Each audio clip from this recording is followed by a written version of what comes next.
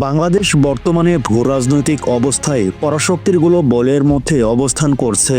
এশিয়ার দুই প্রধান শক্তি চীন ও ভারতের সাথে বাংলাদেশের সম্পর্ক উন্নয়ন এবং ভারসাম্য বজায় রাখা একটি বড় চ্যালেঞ্জ। সম্প্রতি বেসরকারি টিভি চ্যানেলে আয়োজিত টকশোতে প্রধান উপদেষ্টা প্রেস সচিব অপূর্ব জাহাঙ্গীর বলেন, একদিকে চীনের সাথে সম্পর্ক উন্নয়ন বাংলাদেশের জন্য অর্থনৈতিক ও কৌশলগত সুফল বয়ে আনতে পারে, অন্যদিকে ভারতের সাথে ঐতিহাসিক ভৌগোলিক ও সাংস্কৃতিক সম্পর্ক রক্ষা করার সমান গুরুত্বপূর্ণ। বাংলাদেশের জন্য ভারতের সাথে ভালো সম্পর্ক বজায় রাখা অপরিহার্য, যেমন ভারতের জন্য বাংলাদেশের সাথে সুসম্পর্ক বজায় রাখা জরুরি। অপূর্ব জাহাঙ্গীর বলেন, বর্তমান অন্তর্বর্তীকালীন সরকারের কোনো রাজনৈতিক এজেন্ডা নেই যা দেশের উন্নয়ন ও স্থিতিশীলতাকে প্রাধান্য দিচ্ছে। এই সরকারের লক্ষ্য হলো বাংলাদেশকে একটি স্থিতিশীল ও উন্নয়নশীল দেশ হিসেবে এগিয়ে নেওয়া। বিশ্বব্যাপী বাংলাদেশের ভাবমূর্তি এখন অনেক উজ্জ্বল এবং আন্তর্জাতিক সম্প্রদায় বাংলাদেশকে সাহায্য করতে এগিয়ে আসছে। চীন, ভারত, পাকিস্তান সহ বিভিন্ন দেশের সাথে বাংলাদেশের সম্পর্ক এখন সহযোগিতামূলক। বাংলাদেশ যে কোনো দেশের সাহায্য গ্রহণে আগ্রহী, আবার অন্য দেশকে সাহায্য করতেও প্রস্তুত।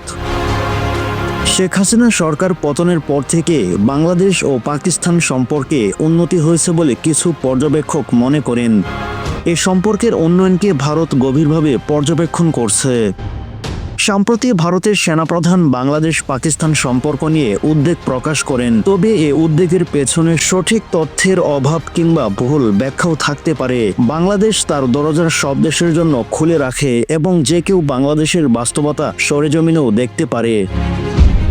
বর্তমান অন্তর্বর্তীকালীন সরকার 7 মাস সময় পার করেন এবং সংস্কার প্রক্রিয়া নিয়ে আলোচনা চলমান।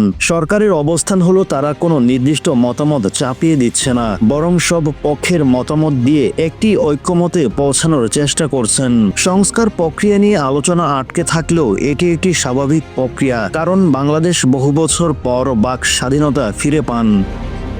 বিভিন্ন রাজনৈতিক দলের মধ্যে বিতর্ক ও আলোচনা এই প্রক্রিয়ার অংশ এবং এর মাধ্যমে একটি ঐক্যমতে পৌঁছানো সম্ভব।